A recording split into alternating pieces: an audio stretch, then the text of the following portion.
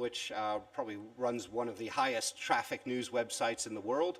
While the Daily Mail's web traffic far outstrips its print circulation, in fact, it's a completely different newspaper online than it is in print, which probably says something again about the necessity to create specific content for the web rather than reproduce what you've put in print. So they've overtaken the Sun, and the Sun's reaction to that is to say, we're going to introduce a restrictive paywall. Well, they haven't actually said how restrictive it will be, but they have mentioned that this is a way of supporting and bringing back the traditional news model of generating revenue. So let's see. I'm very curious to see whether they will go the way of the New York Times and the Washington Post, or whether they will go the way of the London Times. So we talked about the search engine traffic, and I'm personally very interested, as you probably can tell by now and from what I've said so far, in the power of news brands and the idea that the loyalty that readers have, and I think that this is expressed by some of these statistics I've seen about Macedonian readership, is there is a loyalty to certain whether they are newspapers or in the past or present television stations. There's a loyalty to certain brands, and the news brands do need to build on that loyalty, and to the point where by using clever monetization models, the pressure should really shift from the news brands onto people like Google, because what does it mean for Google if the audience actually seeks out the news brand of its choice, rather than typing in keywords into a search engine and then clicking on whatever pops up at the top of the search results. So I wanted to look a little bit, I talked in the beginning, we talked about the way the cumulative audience is shaping up in Macedonia, so the fact that if you take newspaper circulation in print and if you take web audiences together, the newspaper brands are still in second place after television in Macedonia in terms of the source of information and popularity. Want to look at that in a larger international context.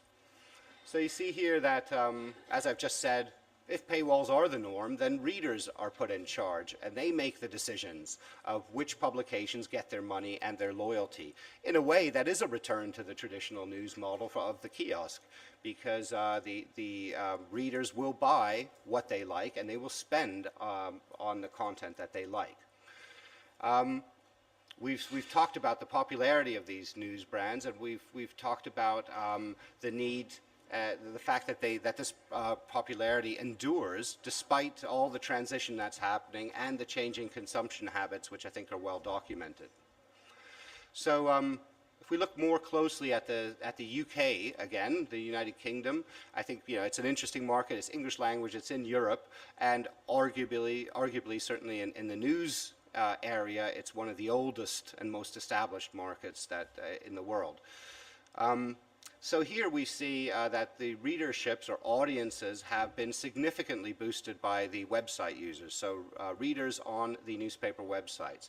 So all of these sites have enjoyed double or even triple-digit audience growth in a cumulative sense, so when you look at the print circulation and the web audiences together. Now this one you really definitely can't read, so I apologize for that.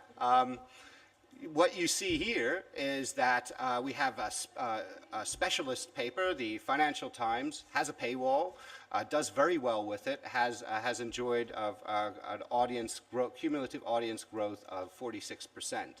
Then we can run through some of the other quality daily papers. The Guardian, a high quality paper, has done well in terms of audience, but they're still struggling with revenues without a doubt.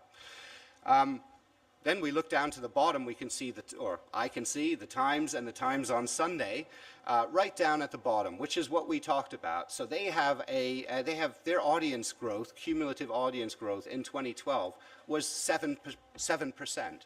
That compares very unfavorably with 195% that the Guardian has grown, and they have introduced, they've got a free web edition, but they also have their app. and the other newspapers, such as the Independent or the Daily Telegraph, all have 3-digit growth. So the paywall is not necessarily an obstacle to building cumulative audiences. In fact, it can be a driver. And this is further evidence of this is visible if we look at the mid-market in the UK. There, or if we look actually at the popular, so tabloid newspaper market, we can see that the Sun, right at the bottom, as I just described, they have a growth of only 14.5%. The Daily Star, which is owned by another newspaper group, is actually has the weakest growth rate of all. That's a free newspaper, completely free. Their online edition is basically the same as their print edition. They have a growth in audience of only 9.3%, whereas the people who have introduced a paywall are seeing much more significant growth, or looking at it in a different way, which we'll examine a little bit later. If you look at the Daily Mail, which has almost completely different content online than it does in print, their growth in audience was 77%. So I think those numbers are interesting. At the end of the day, whether you're a journalist or on the business side of media, without audience, there's not a lot to work with, and strong growth in audience does tell you that you're doing something right, certainly content-wise, and it opens the door to different monetization models. I wanted to talk a little bit about video, which is another aspect that's very close to my heart. I mean, they're marketeers. There's a marketing group called Video Aptitude who have said 80% of internet users worldwide watch online video. Okay, great. That encompasses a lot. But we also know that video on websites will increase stickiness and is generally a driver of advertising revenue. However, there are a lot of obstacles associated with this. I know this from years of experience trying to encourage a greater uptake of video on news websites. The obstacles, as I'm sure you'll be familiar with, are the cost of sourcing the content. So yes, there's quality content out there, but the likes of the Associated Press or Reuters or many others do expect upfront payment, and there's a real cost attached to putting that content onto the site. There's the cost of production internally, so AP, Reuters, etc., they will deliver raw video. It needs voiceover, it needs editing, it needs a context in the national news sense.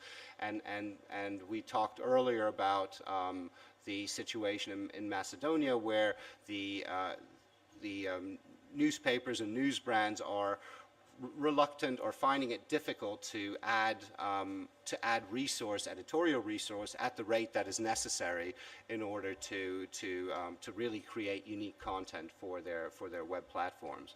Finally, and this is probably the most interesting thing, the cost of hosting and the cost of bandwidth. So the problem with video, obviously, is the more successful you are with the content, the greater the costs that you incur. This is something that I work on, particularly with my current employer, Streamworks. We do all the live news video streaming for the Associated Press, for Reuters, for Russia Today, and what's clear with those business-to-business wholesalers of international news video is that they have reached limits in terms of distributing their video for web use to web-based companies because of the uncertainties around hosting and bandwidth. So the more successful you are, the greater your costs are going to be. That can be addressed through a variety of things, such as buying hosted packages, that include bandwidth, embedded players, from companies such as Streamworks, but there are many others, or directly from the CDNs if you have that buying power in the market. All of these things, I think, combine to less video being available online in this crucial first stage of development of online journalism.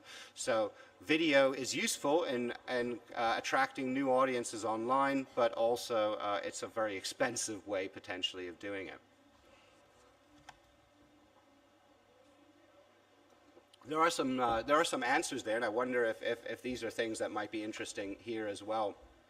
I came across a company in the Netherlands called Zoom In about 11 years ago. So that's 11 years ago. This was the stage that sites in the UK and in Germany were at in terms of their concerns about costs and introducing video. So they had they have a business model, they still have, and it's very successful, which is directly aimed at facilitating the first stage of online video development. The way they do that is that they aggregate video from high quality producers, as I said, international, AP, Reuters, but also at the national level. And they then take care of the production. So this video is raw, they will edit it, and they then make it available to the websites on a three-way revenue share basis. So 1/3 for the site, 1/3 for Zoom In, and 1/3 for the content originator. That model is highly successful, it's mature, and it operates in 26 markets, not in Macedonia.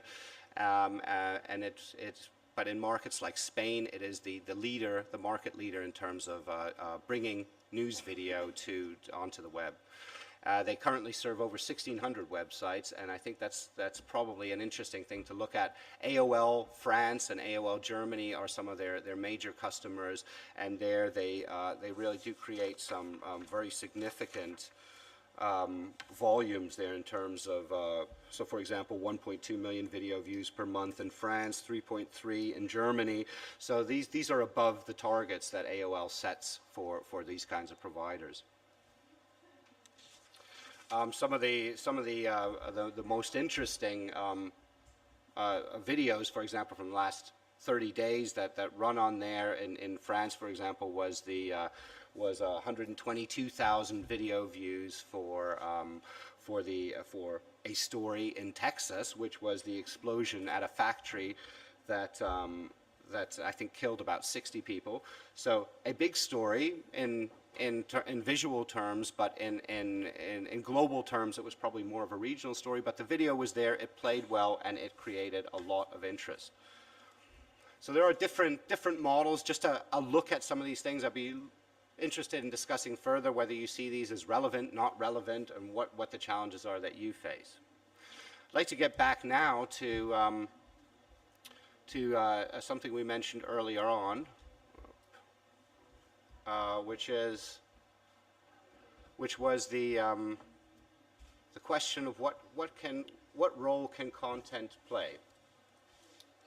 All right, we'll need to. So, I don't need that just yet. I wanted to look at this really very engaging, truly unique, interactive storytelling experience that the New York Times created. Now, many of you will be familiar with it. It's obviously quite famous. It won the Pulitzer Prize last month for creative storytelling. It's a story by a journalist called John Branch, who's originally a sports journalist, and it talks about the story of 16 skiers and snowboarders who were caught up in a deadly avalanche in the northwestern state of Washington. So that's about 75 miles east of Seattle, and this happened in February 2012. Now, as I say, I just want to take you through it. Even if you're familiar with the story, I think it might be interesting to look at the different ways. I think this is an ideal example, really, of how multimedia production can create unique content, which can then drive monetization. Whether or not the New York Times has actually done it in this case, I'll leave you to judge if we look at some of the ads that actually made it in there. But obviously, with the context that we've talked about, their metered paywall, this is the kind of content that is going to make people think, I wonder what else is on the New York Times website that might be as interesting as this, or even if it's only a fraction as interesting, that might drive people toward the digital subscription. So this really is, this story combines all the elements. So you have graphics, some animations, you have video, and photos. So as we scroll through, we come to there's the text. A lot of people don't even read the text; they just rely on the visual elements for the storytelling. I would recommend reading the text. It is very gripping. So the story is of these skiers who get caught up in the avalanche. We come up with the video. Just plays. It's embedded. Does it play? Should just play. Won't now.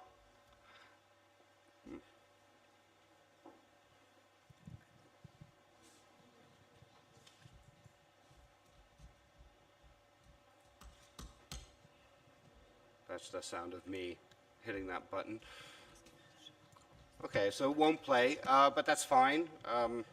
Let's hope some of the other elements work. So this is one of the professional skiers who was caught up in the avalanche, just describing right at the start of the story how she was caught up in the avalanche, how she felt like she was going around in a washing machine. She couldn't breathe. There was snow everywhere where there should have been air, so she had no way of breathing, but she survived. And then later in the story, we'll look at how she survived. The thing I like about this is that the text blends seamlessly with the graphics, and as you scroll through the story, and we see that happening now, the graphics simply come in. And this is this flyover of the Cascades that actually describes the ski resort where all this happens, is very crucial to understanding what the story is about. And I like also the pace at which this graphic is animated. And the Graham Roberts, who's the New York Times editor who made this, has said that the pacing of the animations was driven by many factors. The Cascades flyover, what we're looking at now, was given a nice slow movement because readers were just becoming familiar with the story at that point, and it allowed them to absorb the topography of the setting. So the whole idea that you're thinking about how does the reader feel who's just easing into this story, I think that's exceptional. You know, I don't think that that's something that we see very often in web news content. So it then goes on, it explores a further background information, and I'll scroll through a little bit faster. It has very nice bits of video explaining why people even bother to go skiing in the backcountry. It shows how fun it is and how beautiful. Here's an example of what I would characterize as probably less than ideal form of advertising on here. And we then quickly come to this next graphic, which shows it doesn't show, but it's basically a speeded up animation of or satellite weather map that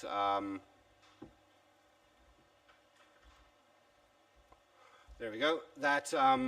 That's basically set up the whole situation. So 32 inches of snow were dumped at that ski resort in the 3 days before the avalanche. So that contributed to the danger being present that then led to the avalanche and the deaths of the skiers.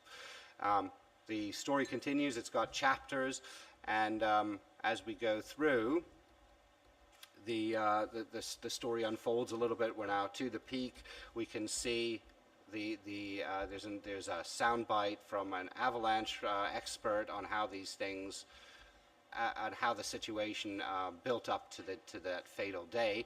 And here's again, a lovely animation, I think, of exactly what happened and where the danger came from. So the buildup of the snow over time, the layers of snow, and how they interacted to eventually cause that avalanche.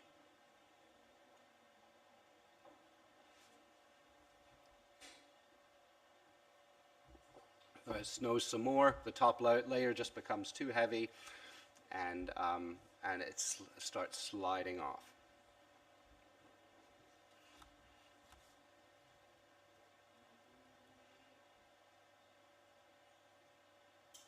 So this is basically, this graphic reflects exactly what the avalanche expert has explained verbally in his video soundbite. So again, an example of how the different elements just come together perfectly. And we then by this time the group are reaching the top of the mountain, and it's interesting in this context, helpful to understand the story, to understand which routes the skiers take where they are on the mountain, simply because as the text explains, the way that the skiers interact with the snow actually determines whether there will be an avalanche or not.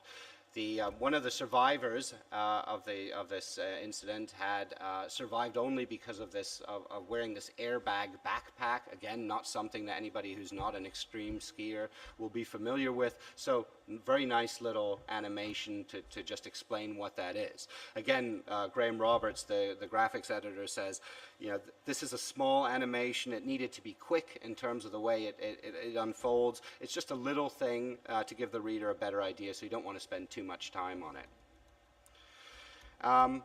And they then go through, and the descent begins, and we get, again, another animation of where all this is taking place and where they are. So,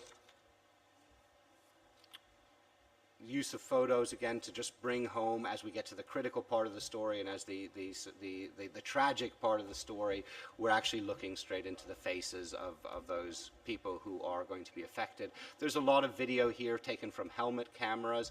This is, I think, interesting as you scroll and read through the text here. The animation on the right-hand side shows exactly which skiers, as you're reading about them, where they are on the mountain. So as I scroll further down, you'll see those skiers come down the mountain. And in fact, the text states, one of the group's leaders stopped on the left edge of the upper meadow, directly above a cluster of trees. And you can see, well, you can't see it that well, but you can see him standing there in the animation right above the cluster of trees. I'll scroll down further, and they ski further down.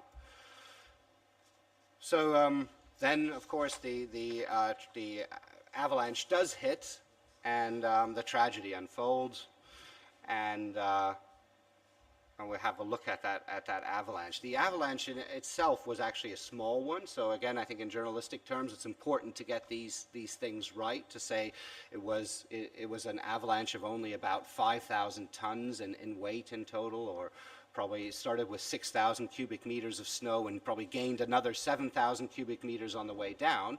So that's not a huge avalanche in alpine terms or any terms, but it had an important effect in the story, and that's explained, again, best via a graphic. This graphic is in real time, and it shows how the avalanche unfolded.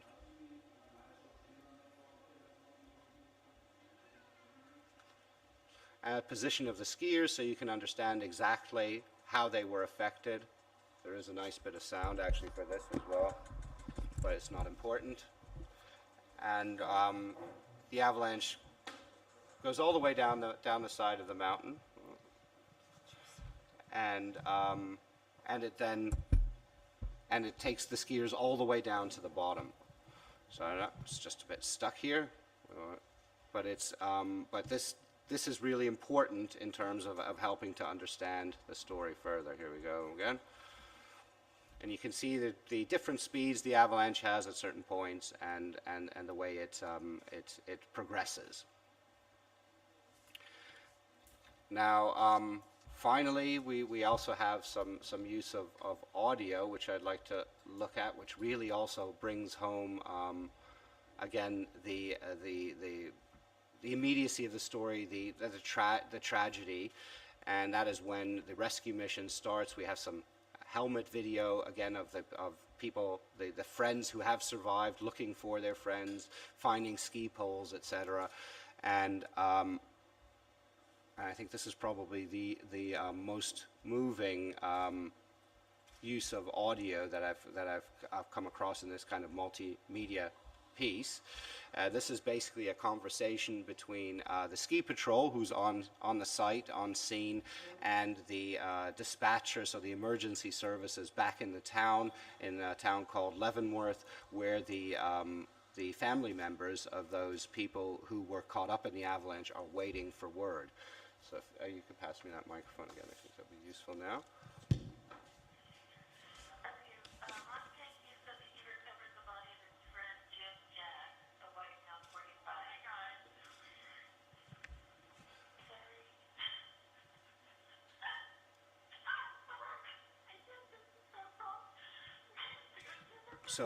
So as the names are being transmitted, the emotion comes through.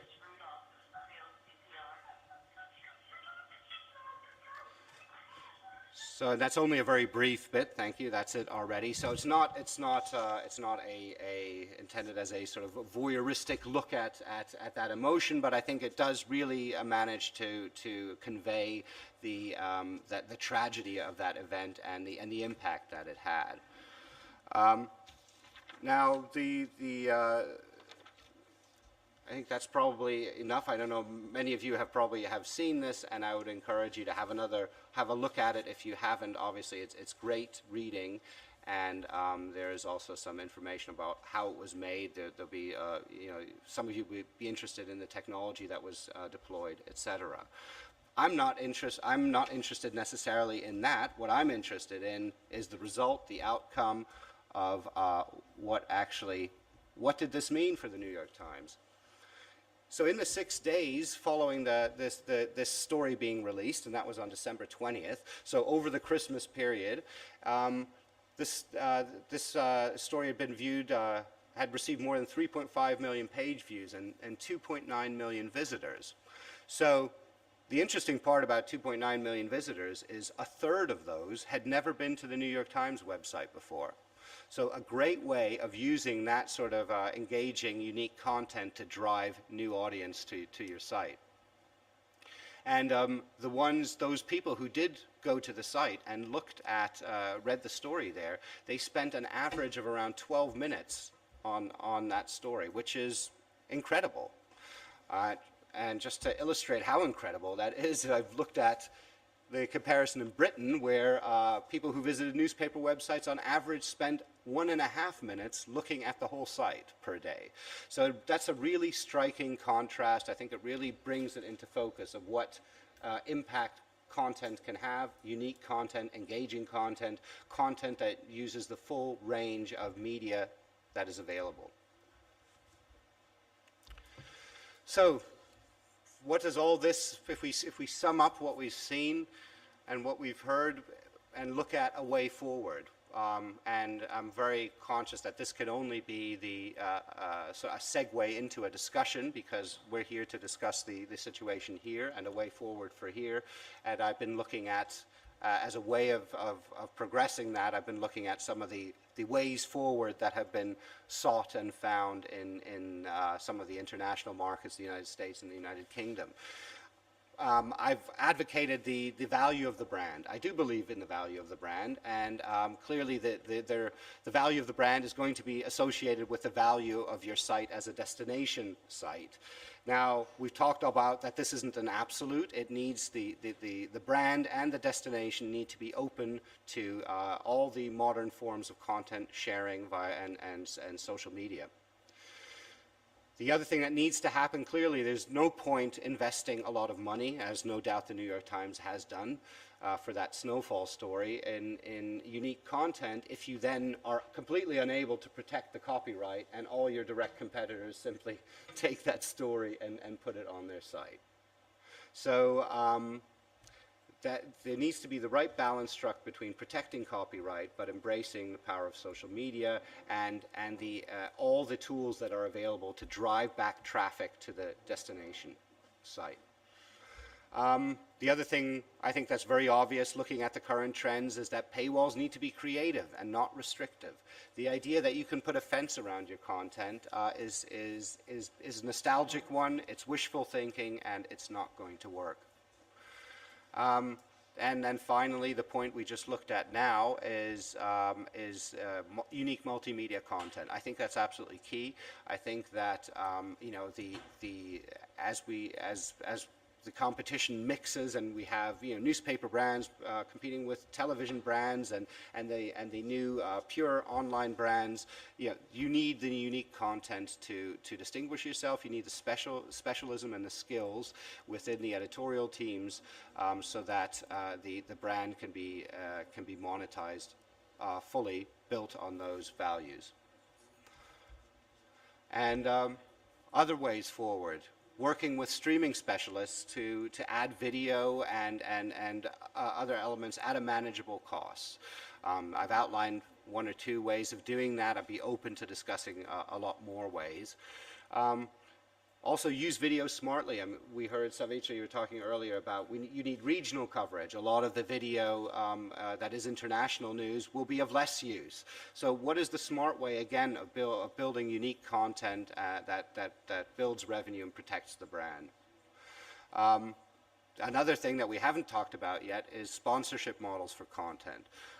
We see this a lot in sports. We see it in entertainment, where there's less potential for controversy than there is in news. The likes of Coca-Cola, other soft drink manufacturers sponsoring certain types of content without having any influence on or association with the actual content. I do believe that that's possible in news, and I've seen that work. And then become less dependent on display advertising, SEO. I think those are key points, again, associated with the brand. And that just leads me to my final conclusion is that with all these items in place, the newspaper brands or any news media brand should be able to keep and grow audience and revenues. And that's it. Thank you. Благодаря, Маркус. Имаме само уште неколку минути за брзи прашања и евентуално коментари во врска со презентацијата на господинот Ингстад, за потоа да поминеме на Тони Габрич. Маркус ќе биде со нас за цело време на конференцијата, така што дискусија ќе има и понатаму, но сега нешто што е брза рефлексија на она што го слушнавме. Повели, Зоран. I'll try in English, so I am addressing Marcus. So, I'm Zoran Ichiliev and I work in Media Print Macedonia. We have 5 newspapers and some magazines, and we are into this battle, what's going on. So I'm 10 years digital media producer there, and I see the print industry as very hermetic, very closed, very what's mine is mine, non-sharing industry. Yeah. So I'm fighting my own battle there. Yeah. But your examples are nice. But we will have to understand that we are a country from 2 million, and we have a language that only 2 million understand. So these global examples are totally unapplicable here, because more people worked on that story of New York Times that we have online journalists. Yes. So a fair point. We have to think of some other models. And we have, for example, we have 5 newspapers, and some say we have paywall. We don't have paywall. I mind the wording. We have premium services.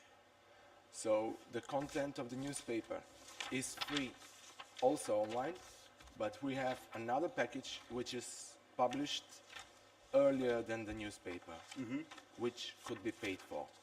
Yeah, that's key. For regular updates and that kind of thing, yes. So, we have this luck of having several newspapers, so all of them have different strategies. For example, Vest is very closed, and they publish just 3 stories from the print every day, and they shorten them and say, go to the digital edition. And can I just add, is that because they are a specialist newspaper? Because I think what we see is the more specialized you are in your content and readership, the more you can close the gate. No, they're not specialized. I don't say they're yellow, they're orange. So they're a kind of tabloid. Yeah. Tabloid and mixed with news. Okay. So they are closed, but I think that this is up to the strategy of the editors. It's not up to the management or anybody. So we have models that work only here and that would not work elsewhere, and vice versa. For example, you say the brands. We are those brands, the old brands. And people come to us, but advertising agencies will talk later. They don't perceive us as such. They perceive us as old guys that don't do nothing because we have websites from 2004 because it is very hard to uh, persuade the managers of a print to invest in web.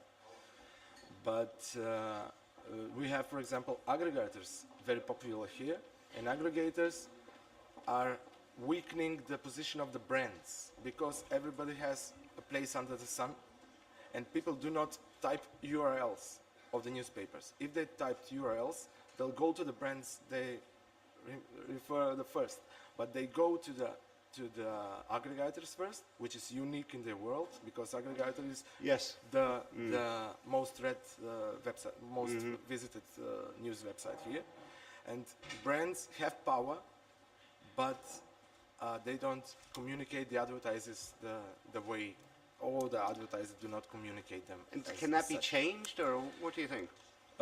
It can be changed, but it cannot be changed by force. It is a free market, so everybody should find his place.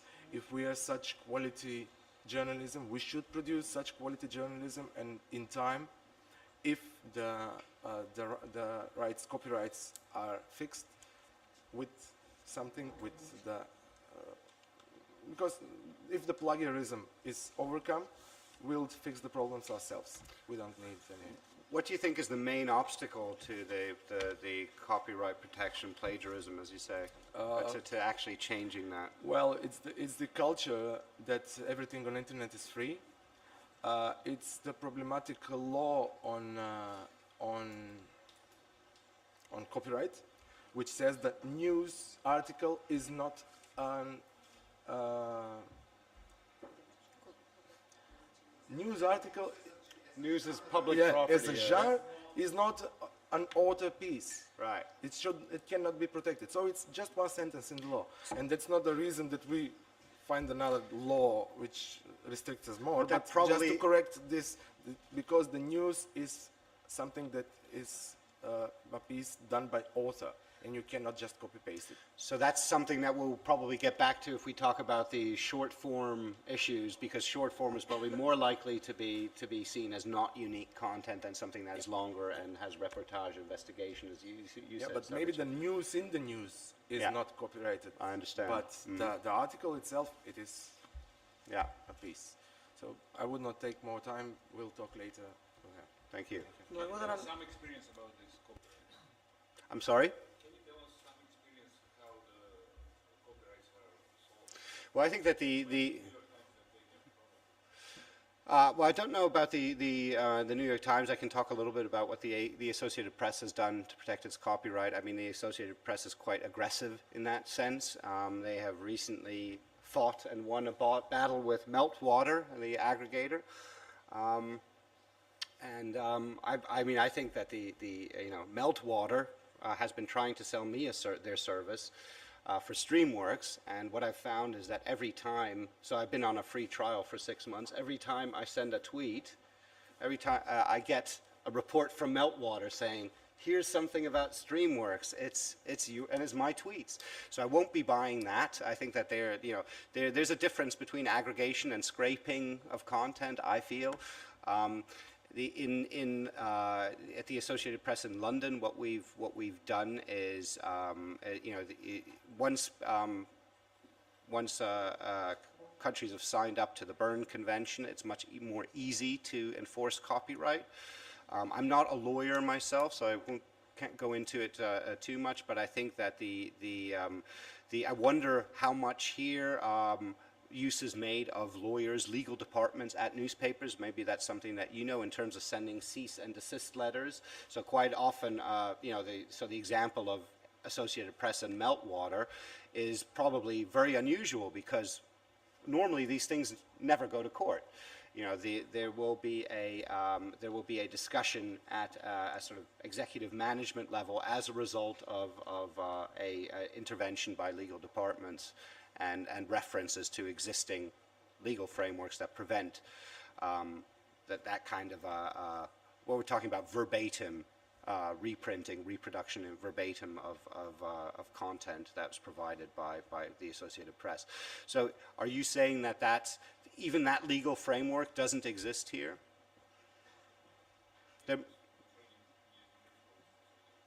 Yeah. And what is the how are the legal departments at news brands staffed? Do they exist? Is that an element? I do think that is an important part of channeling distribution into the ways that are helpful and the ways that frankly undermine and in the longer term probably could destroy the news brands and quality journalism. Гледам Дејан се спрема, значи само кратка забелешка. Аз не сакам да видам расипувачна забава, но мислам дека ова е добар вовед за онаа втора сесија каде што за содржината ќе се разговара и тогаш веројатно ова прашање е неизбежно. Повели Дејан. Можам ја и на македонски. Ова е важно за сите, зашто се јавува кај сите проблем и ќе спомнам и повеќе за тоа, меѓутоа проблемот со нашето законодавство е што е истовремено и многу стриктно, а лабаво и отворено за многу толкувања. Законот вели дека за потребите на известување на јавноста, што значи за презентирање вести, не мора да се побара дозвола за користење на авторски материјали. Тоа е едната поента што сакам да кажам, значи тоа е проблем со законот. Втората е што нашиот закон, како и повеќето од во континенталните правни системи во Европа, не ја препознаваат правната доктрина, the copyright doctrine of fair use is not a concept that is known here. And I will speak about that a bit later, because we are making some attempts towards that, or we will. That is very important, yeah, fair use. Благодарам, Маркус. Мислам дека оваа дискусија, како што реков, ќе продолжи после паузата, а сега имаме доволно време да го слушнеме и се запознаеме со нашиот гостин од Хрватска, господинот Тони Габрич, кој што повеќе ќе се фокусира на непрофитните медиуми, нови медиуми и начинот на кој што тие функционираат и се одржливи во Хрватска. Инаку Тони Габрич е главен уредник на порталот Алтер. Овој портал во изминатите отприлика 7-8 години е 3 пати избран за еден од 10 најдобри информативни портали во Хрватска. Инаку на што е интересно за господинот Габрич е дека бил уредник на порталот zamirзine.net, а во периодот од 1994 до 2004 соработувал со, претпоставам, за повеќето од вас познатиот Ферал Трибун. Господине Габрич, повелете. Да, само една техничка информација, точно дека ќе имаме превод од хрватски на македонски и на англиски, со тоа што од технички причини не можеме да имаме превод на албански јазик, така што сите вие кои што не разбирате, а сакате да го слушнете преводот на македонски, само префрлите се на каналот за превод на албански јазик. Благодарам. Повелете, извинете што ве прекинав, господине Габрич. Hvala lijepa. Dobar dan. Moram prije svega reći da mi je strašno drago da sam u Skoplju, nisam bio tu 19 godina i inače baš ne volim putovati, ili ovaj poziv nisam mogao odbiti. Došao sam doslovno iz jedne afere, sam izletio iz Zagreba koja se tiče ove problematike, pa ću prvo o njoj nešto reći. Afera se radi o javnom financiranju medija. Naš portal je slučajno prije nekih 10 dana, 15 dana otkrio da najveći dio sredstava koji ide iz javnih potreba u kulturi za časopise odlazi časopisu čiji je suvlasnik ministrica kulture, dakle ministarka kulture. To je zabranjeno po zakonu o sukobu interesa u Hrvatskoj, međutim to se nije javno reklo i to ministrica nije na vrijeme objavila, ona je na toj funkciji već skoro 1,5 godina. Ali ne samo to, nego je ministrica također u komisiju, u vijeće koje priprema odluke o dodjelama tih donacija, potpora, također uvrstila jednog svog kolegu, suvlasnika iste te firme, tako da je on bio u situaciji da o tome odlučuje, što se također protivi drugom zakonu, zakonu o kulturnim vijećima, kulturnim tim komisijama. Ne? I ne samo to, nego također na razini grada Zagreba se također našla jedna osoba od ukupno 15 ljudi koji su suvlasnici tog časopisa, koja je također njegova suvlasnica, gdje također isti časopis dobija najveća sredstva. Znači, možemo vidjeti neke loše efekte do kojih dolazi onda ako se javna sredstva daju medijima na način da se to radi netransparentno, nepripremljeno i loše. Sad, naravno, taj časopis se brani da oni to nisu, da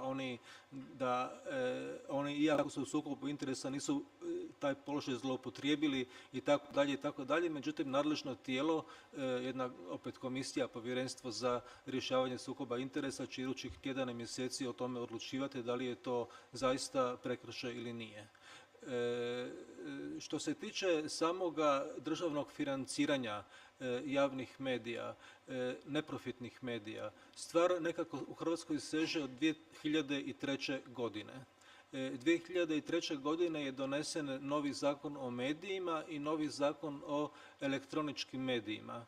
I ti zakoni prvi put u Hrvatskoj spominju neprofitne medije. Međutim, oni su ih samo na nekoliko mjesta spomenuli. Oni nisu definirali što točno jesu neprofitni mediji i nisu odredili njihove obaveze, njihova prava. Tako da se u stvari kroz cijelo to vrijeme točno niti ne zna što jesu neprofitni mediji, samo se tim terminom barata kako kome treba. U Hrvatskoj također postoji i nacionalna zaklada, fondacija za razvoj civilnog društva. Ona je ubrzo nakon donošenja tih novih zakona, prema tome 2004. godine, uvela svoj program podrške neprofitnim medijima koji je bio težak negdje oko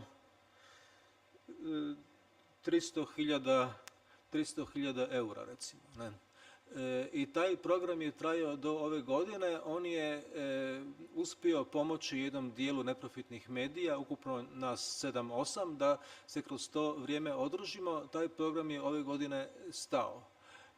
Odmah ću, kako budem govorio o raznim tim modelima koji postoje u Hrvatskoj, govoriti i o lošim stranama tih modela, tako da bude jasnija slika što je tu dobro, što je tu loše.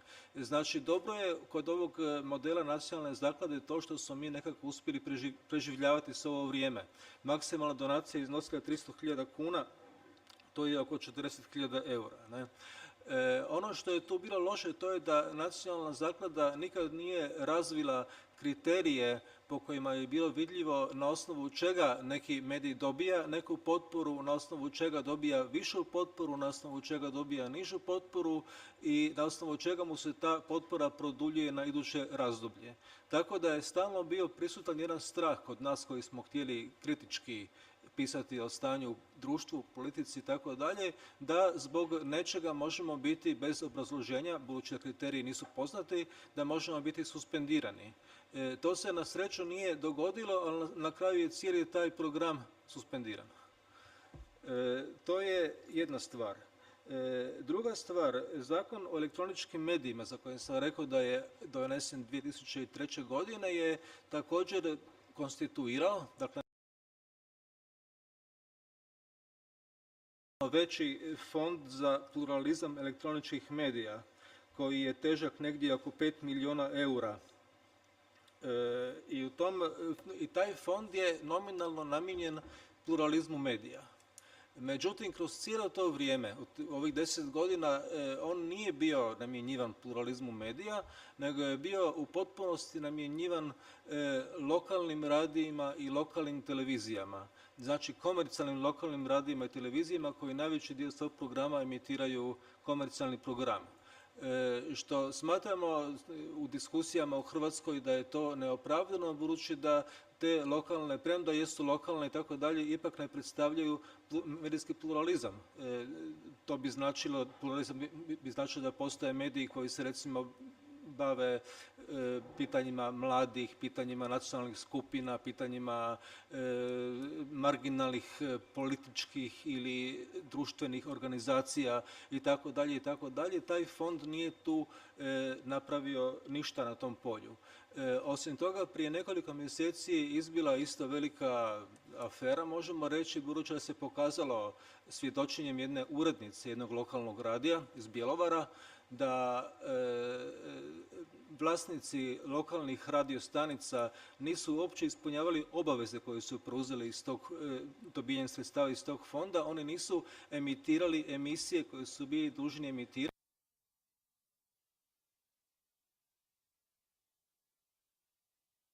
U nekim slučajevima oni bi samo te emisije emitirali, stavili u bunker i krajem godine bi ih poslali, bi ih samo snimili, stavili u bunker i krajem godine bi ih poslali Fondu za elektronički pluralizam kao dokaz da su one emitirane, iako one uopće nisu bile emitirane. Tako da je taj slučaj sad na kraju krajeva došao do državnog odvjetništva, znači oni pod istragom.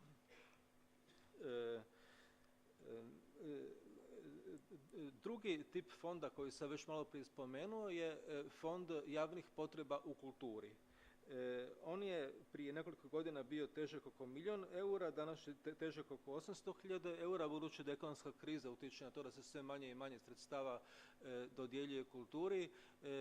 Problem sa tim fondom je, znači to je onaj fond iz kojega je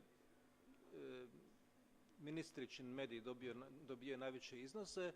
Problem u njemu je što kriteriji također nisu jasni, nisu vidljivi, nisu jednostavno poznati. Oni koji su kriteriji postojali, ih je postojeća ministrica čak i ukinula, ne? I nisu poznata obrazloženja i opravdanja zbog čega neki medij dobija veći ili manji iznos. Mi smo, prateći čitavu tu stvar oko ministrice, uspjeli dobiti odgovor jednog člana tog fonda, tog vijeća koji dodjeljuje sredstva iz tog fonda, da u stvari uopće ne postoje nikakvi pisani zaključci, nikakvi zapisnici rada tih komisija, nego su u stvari sve odvija usmenim putem. Znači tu se dodjeljuje oko 1 milijun eura za časopise, a da uopće ne postoji nikakav pisani trag zaključaka, razgovora, diskusija i tako dalje, koji bi doveli do toga na osnovu čega se nekom mediju dodjeljuje neki određeni iznos. Gotovo identična situacija je na razini grada Zagreba, a vjerojatno i drugih većih gradova u Hrvatskoj. U Zagrebu postoji fond za časopise koji je težak oko 300.000 eura, međutim isto ne postoje nikakvi pisani tragovi, nikakve evaluacije o tome zbog čega i zašto se nekome dodjeljuju veća ili manja sredstva.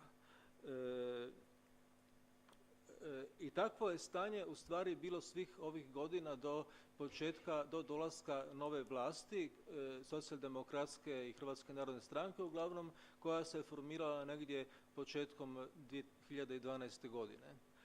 Početkom 2012. godine nova ministrica kulture, gospođa Andrea Zlatar Violić, je najavila konačno donošenje jednog bitnog dokumenta, a to je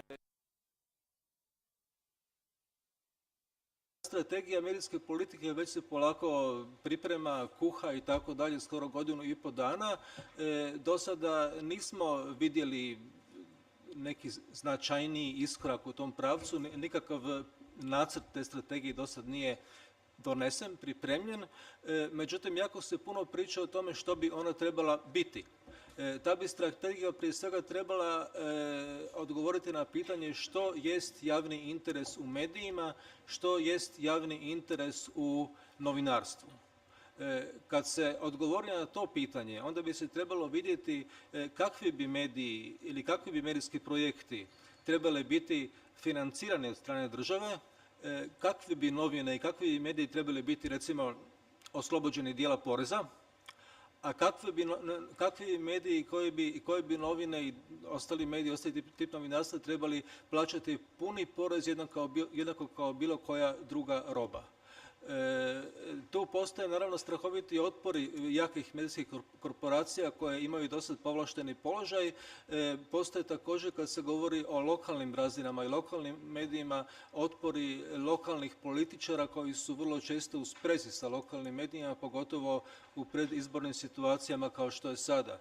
Tako da su medijima koji bi trebali jedan minimalni dio onoga fonda za pluralizam medija odvojiti za neprofitne medije. Ukupno bi to bilo oko 3%, znači negdje oko milijun kuna, to je oko 150 milijun kuna je 150.000 eura, ne? Znači taj mali iznos, čak se i izmjena tog zakona odgađa dok ne prođu lokalni izbori, kako se ne bi desilo da lokalni mediji izvrše pritisak na lokalne političare koji nas sjede u parlamentu. Znači tu se vidi ta sprega jednih i drugih, ne?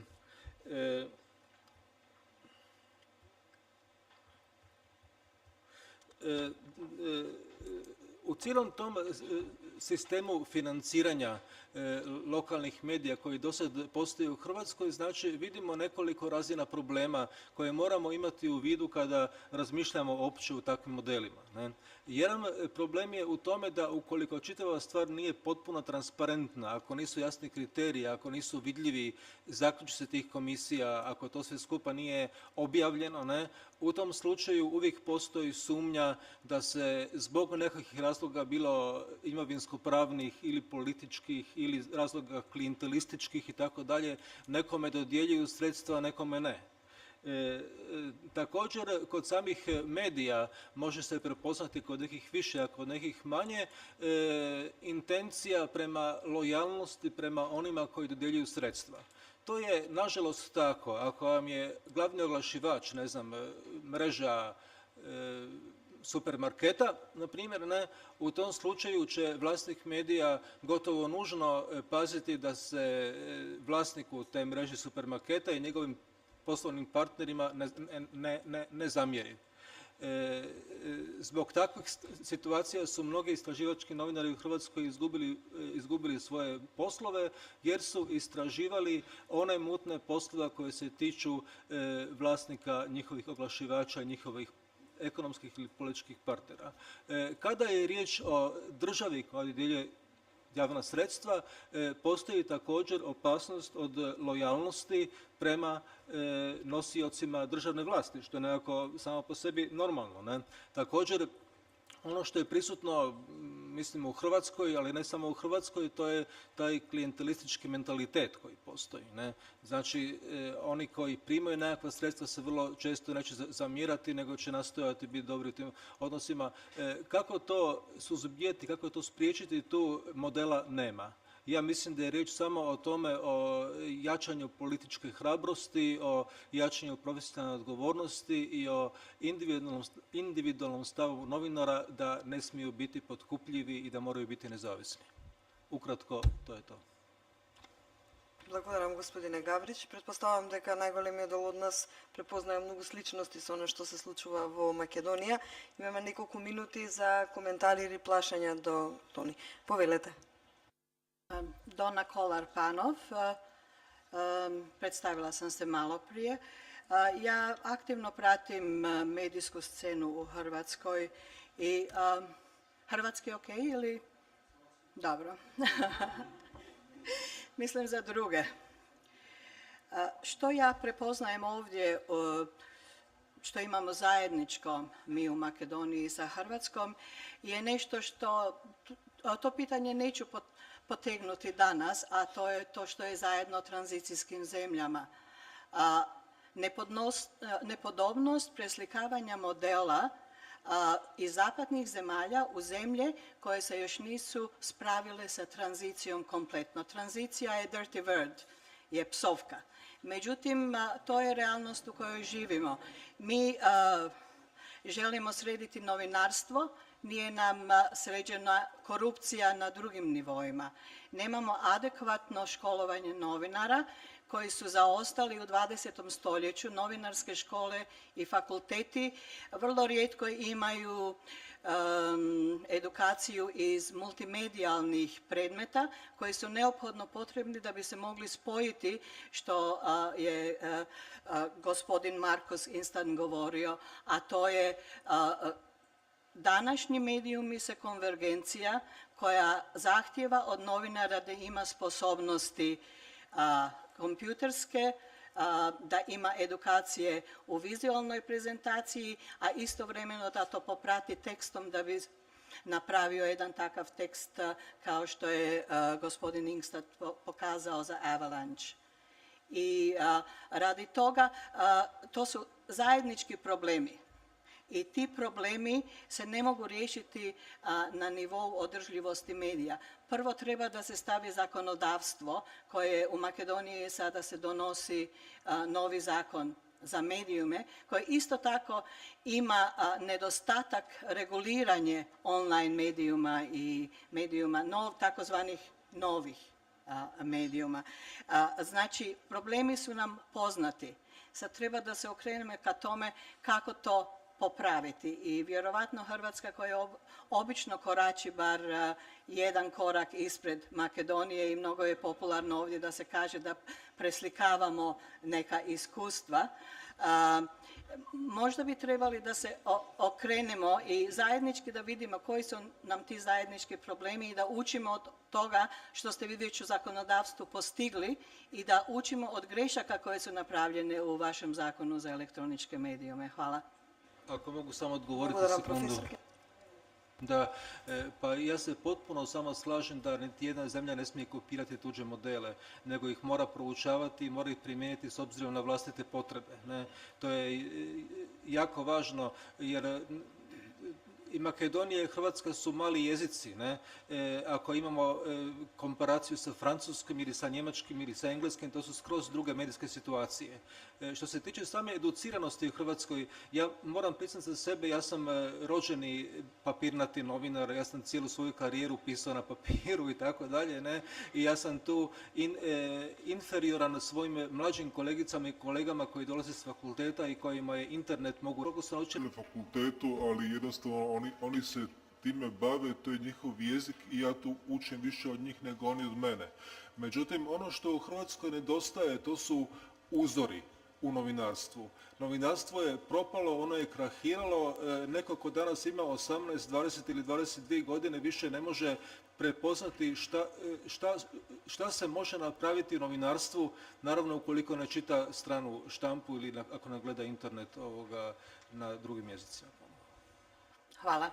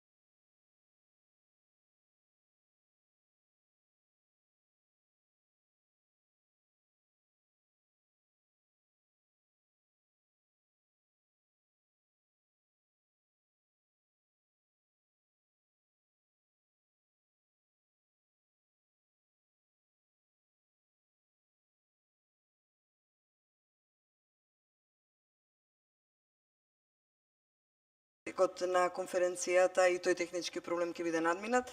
Дали има уште некој прашање, коментар? Доколку нема, јас мислам дека можеме сега да отидеме на една куса пауза. Во 12:30 се враќаме назад и ќе дискутираме за одржливоста на новите медиуми од аспект на оние кои што ја креираат содржината онлайн. Се гледаме за кратко.